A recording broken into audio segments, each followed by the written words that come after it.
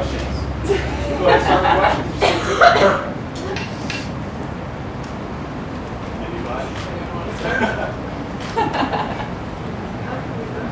Yeah, go ahead. Thank you very much. Where are you in your training? What are you hoping to get out of this? So we've been training super hard. It's been super fun. We're kind of just coming to the end with all of sort of the media and sponsor obligations. My blackout date is May 15th, so this is also a crazy time because everyone's trying to get that last little bit in before I kind of go blackout before trials, and so all that's definitely amped up a bit, but training kind of has as well, and so it's been really fun managing that, and had 1 or 2 good days of nice rest coming into this meet, so I'm feeling really good. And swimming outdoors, especially backstroke for me, is always a bit of an added challenge, but I'm excited. It's just different, and we got in today and it's like 75 and just beautiful, so I think it's a nice treat for us. How much are you following Olympic trials, especially Australia? They had some really deep backstroke results. Yeah. I actually haven't been following too much. It's very interesting. I've been trying to compare where I am now versus where I was in 2012 at this time. And from what I remember, in 2012, I was kind of oblivious to everything that was going on. And so I'm kind of trying to channel that a little bit. And so, with social media, there's definitely things that have popped up, but it's really not been something that my eyes have been glued to. But I know the Australians have been doing really well. The Canadians had an amazing trials. So it's exciting to see how fast the summer is going to be. Go Mike. And Beth.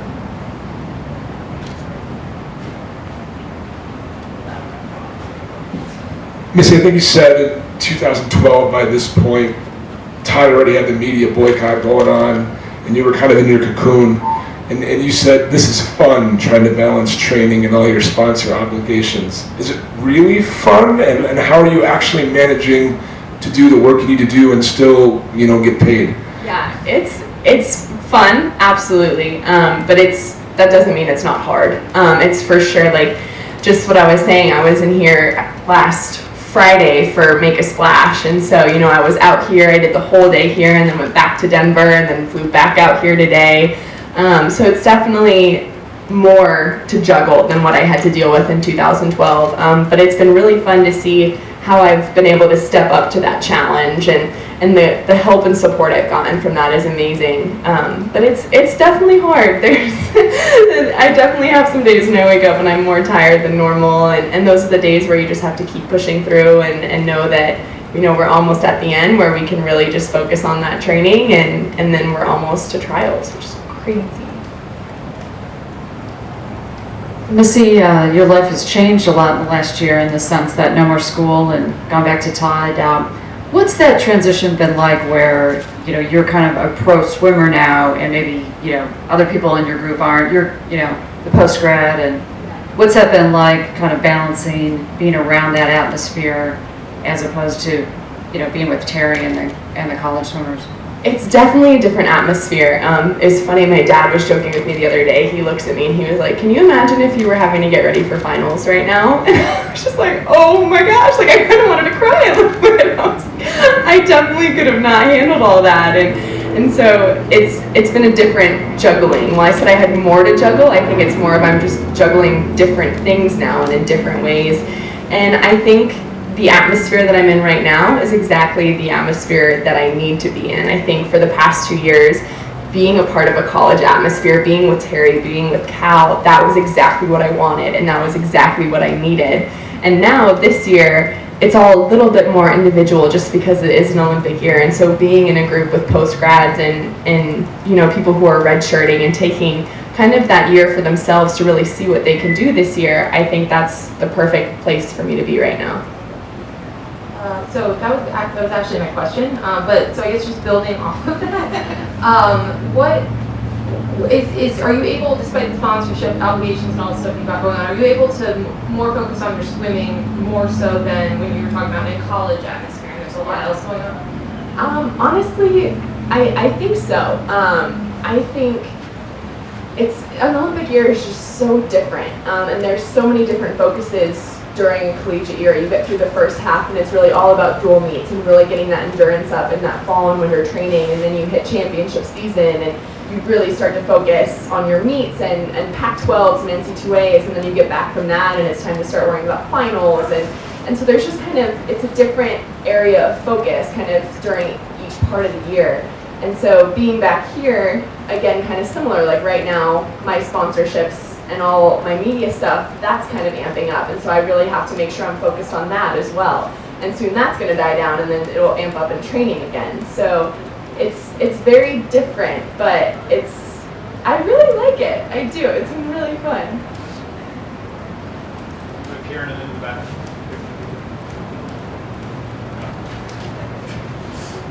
Well, Missy. Oh, good to see you again. Yeah, good to see you too. The story turned out great. I loved it. I watched it this morning. Awesome. I know you're out of school now, but what was it like to have to be a full-time student and an Olympian? How did you balance that? I loved it. My passion for learning and my education grew so much when I was at Cal, and I just absolutely loved it because to me, there's so much similarity in putting so much work in the pool and seeing results in terms of a time as there is in a classroom, and putting so much work into your studies and getting a good grade. Like, that's the exact same feeling for me. And so I think when I was at Cal, I just felt so well-rounded. I felt, like such a student outside of the pool and such an athlete when I was in it. And I am so excited to get back to that environment. It's actually been really hard for me not having school. I've been doing a couple online classes and just to kind of keep my mind in it, because it's nice to be able to really focus and put energy into something and get my head away from the pool a little bit. Missy, if NCAA reforms made it even possible to accept endorsement money and maintain your eligibility for college, realistically, could you even do that in a non-Olympic year, be a student, athlete, and a pro in your sport? I think you could. I think it's definitely been done successfully before. I think it's being done successfully now. I don't know if it's the best thing for every athlete. I think some athletes might benefit from that and some athletes that might hinder them. But I absolutely think it's possible. I think it's just a matter of the athlete knowing what's best for them on their path moving forward. Did you do it? I don't think so, because I'm the kind of person where I need to know that I'm giving 110% of my best effort into whatever it is that I'm doing. And so for me, this year taking it off of school has allowed me to do that with what I'm doing out of the pool and in the pool. Whereas I feel like if I tried doing a full year of school right now, I wouldn't be able to dedicate as much of myself to my schoolwork as I would really want to, and that I would be proud of. Missy, in terms of your actual training, how similar is this Olympic year to 2012, or different? It's pretty similar. We're doing a lot of the same things, but also I think because Todd's and my relationship has changed so much, that's also impacted my training a lot. I think he really understands that I know my body a lot better now than I did when I was 17, and so there's just so much communication there about how set went, how we felt like the paces are feeling, what I feel like I need throughout the week, and whether or not I need to take a workout off or add a workout in, and things like that. And so I think it's definitely a little bit more diverse than it was when I was younger, just because I think I kind of need different things now, and especially my body's going to react differently than it did when I was younger. So in a lot of ways it's the same, but I also feel like I have a lot more control over what I'm doing and a lot more ability to be able to go to Todd and say, hey, I think this is working really well, let's do more of this, or maybe, this isn't really helping, what else could we try and do? Whereas when I was 17, I was just like, yep, all right, sounds good. We'll go with it.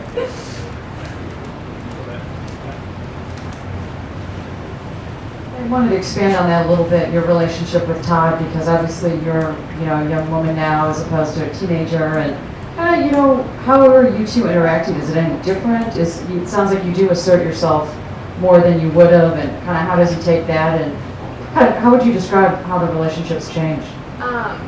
I would say we've really opened up a new level of communication between coach and athlete. which I think is exactly what I needed now. When I was 17, I needed more of that authority figure to kind of be there for me, and I was still so young and hadn't experienced that much, and I really felt like Todd needed to really kind of strictly guide me and help me through that. Whereas now I've experienced more, I've been through more, I have a much better sense of my body and how I'm feeling, and I also, like I was saying, feel like I'm assertive enough to say that, where I think also when I was 17, I was a little bit more like, should I really say something? Whereas now it's like, no, I'm confident in what I know about myself, I'm confident in what I know about how I'm feeling when I'm training, and I want to talk about it, because I know that if I do that, I'm going to get the best out of my training, and I know that's what Todd wants from me too. When you moved into the pro realm and all the sponsorship things that you talked about, how different has that been maybe than you imagined it would be? It's honestly more tiring than I thought it was going to be. I thought I would have a really good handle going into it because I kind of had a couple years to prepare for it, which I felt like was an advantage. Knowing that I was going to be going into this life, kind of having some time to talk to other athletes about what it was like, but it definitely is a little bit more tiring than I was expecting it to be. I think, it sounds kind of silly when you talk about it, but, photo shoots and shooting for commercials, those days are actually really, really taxing, more mentally than anything. And so when you get back, I think it's just all a matter of being smart and training to make the most of those situations. And that's another reason why being home has been so awesome, is Todd's been able to come with me for a lot of that stuff.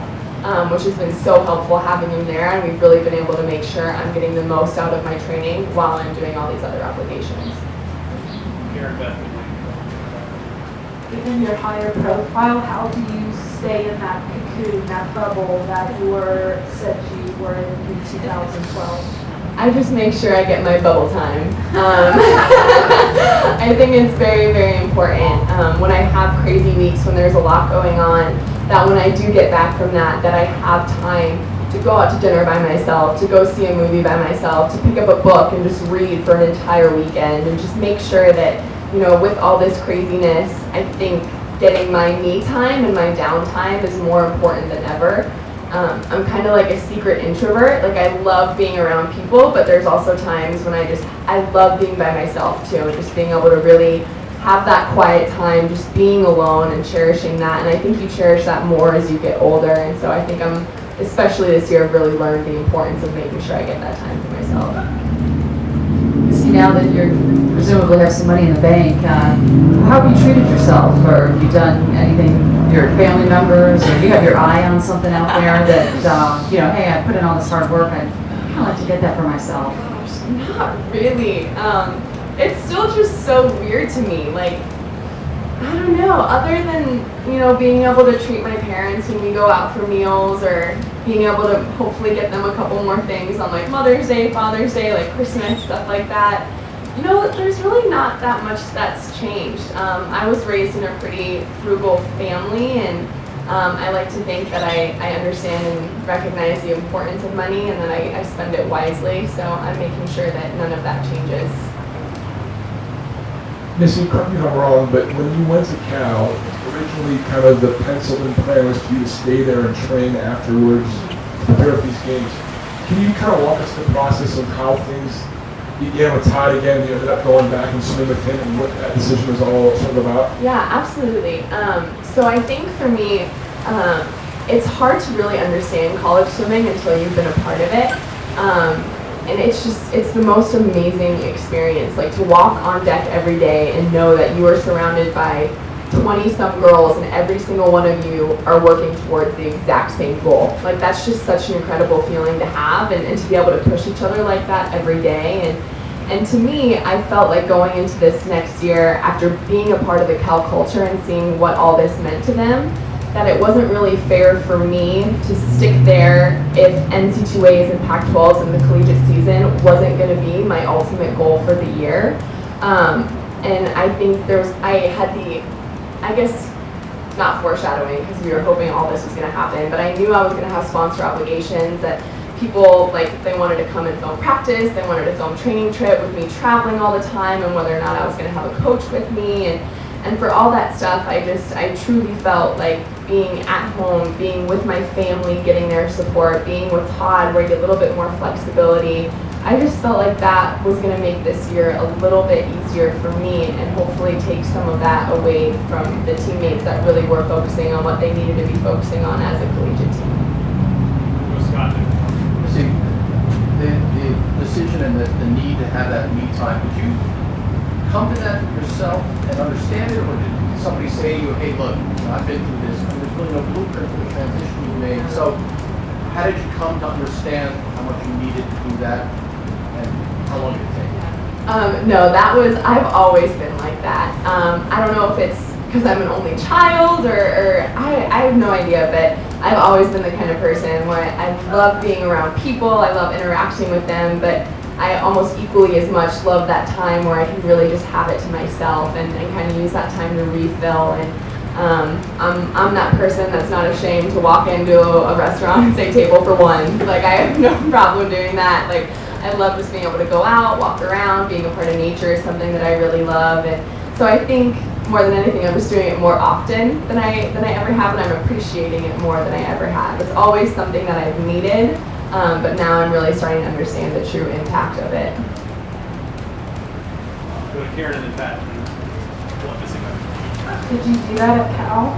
Yes, absolutely. And it was kind of a fun challenge because, you know, growing up in the same neighborhood for 17, 18 years, I knew all my places to go when I needed me time. I knew my favorite cafes, my favorite restaurants, you know, my favorite places. And so going to Cal was so fun because I got to find these new places around Berkeley that I love to go and to have my me time and to find my favorite benches on campus, you know, to find my favorite little Ethiopian spots that were down the street. Like, it was so fun being able to like figure out those new spots, and I feel like I still am. Like, I went back and visited a couple weeks ago, and I went to Lafayette for the first time, which is just over the bridge, and found some amazing spots there that I just absolutely love. So I was already getting excited. I'm like, okay, when I come back in the fall, like, I'm gonna be coming here and here. I just get so much, I get a kick out of it. I love it.